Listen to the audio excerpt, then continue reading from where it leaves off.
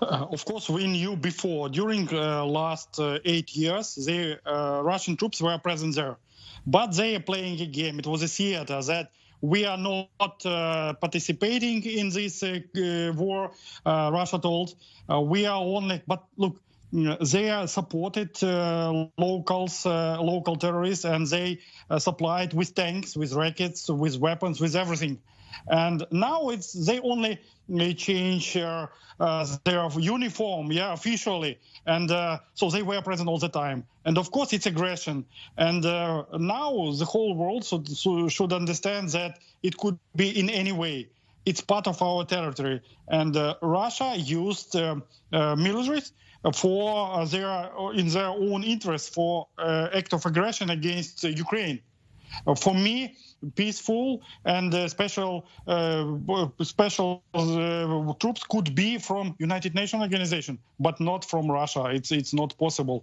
So they killed more Russian-speaking people than all over in the world were died. So Putin is a criminal, and so he should be under the trial in Hague. And so we believe that the whole world will understand it. It's the second Hitler, unfortunately. But now the situation is, it's not war for territory, it's not war for people, it's war for values, for democratic values, and for possibility for any country to be independent and to have security guarantee of their independence.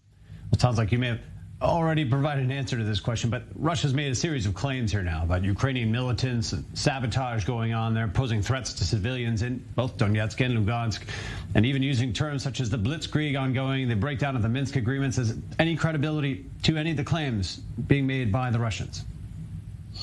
What we've seen that Putin really is afraid to receive a lot of dead soldiers, Russian dead soldiers, and he would like to make this war with hands of Belarusian soldiers, with soldiers on occupied territories, and they try to court all men in Donetsk and Lugansk before and try to give them weapons and try to push them for the war.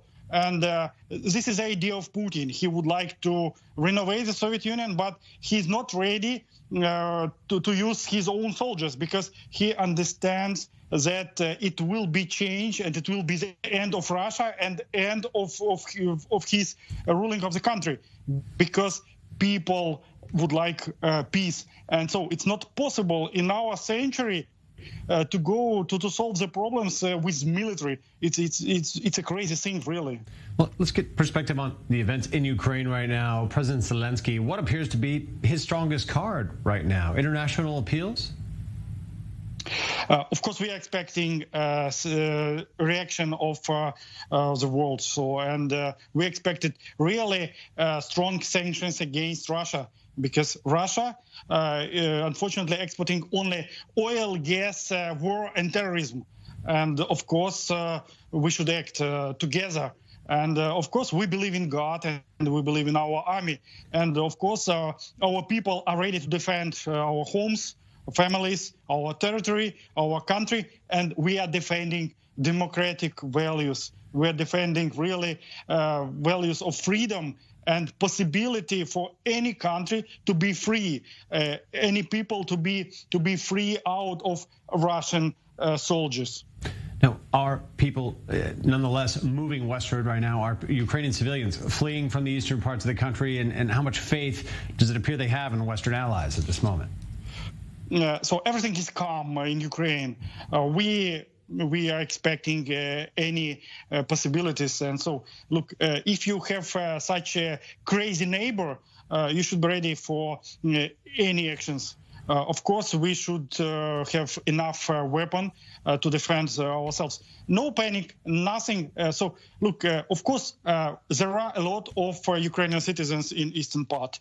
And of course, we are ready to meet them, to help them. But so it's a problem. They don't want men from the territories came outside of this territory. They would like them to fight. This is the problem. But so we will try to use all possibilities and help of all the world to solve this problem, because for us it's a security reason, and of course we would like really peace for Europe, for our country, and we don't want to have war. Oleg Golubenko, thank you. Approaching the break here. Sorry to cut in on you, and stay safe in Ukraine. Thank you for your analysis on the situation.